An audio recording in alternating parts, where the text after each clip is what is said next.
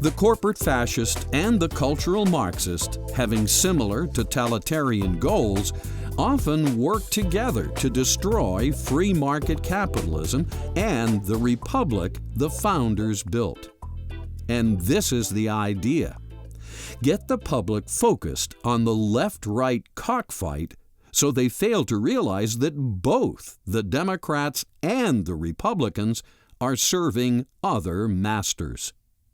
This guy's hate stems from influence that you find on the left, not on the right. This man was a mentally ill lone wolf, leftist-inspired feminazi?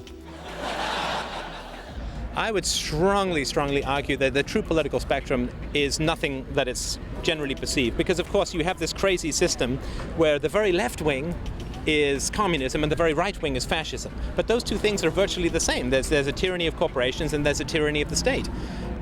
On the Republican side, you have those who want to restrict your social freedoms, like drugs and gay marriage or whatever, and they promise you economic freedoms.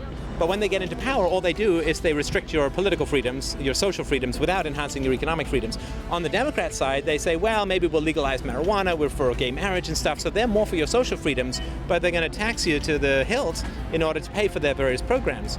When they get into power, what they do is they don't give you more social freedoms, they don't legalize marijuana or whatever. What they do is restrict your economic freedoms even more. So you have this seesaw, each group promising you one aspect of freedom, each group taking away your freedoms on the other side.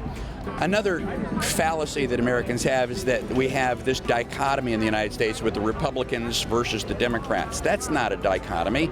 The Democrats want to control us in one way, the Republicans want to control us in another way, but they both want control. People have used this false dichotomy between, let's say, fascism and communism, corporate socialism and monopoly capitalism, have used these false dichotomies to undermine the truth. At one extreme is totalitarianism. The ultimate form of totalitarianism was communist dictatorship of the proletariat, where Stalin ruled a state that was basically a slave state. Very close to that, though, was the fascist totalitarianism of Hitler. At the other extreme is not more dictatorship. You can't have dictatorships on both extremes, because if dictatorship on both extremes, you have no freedom.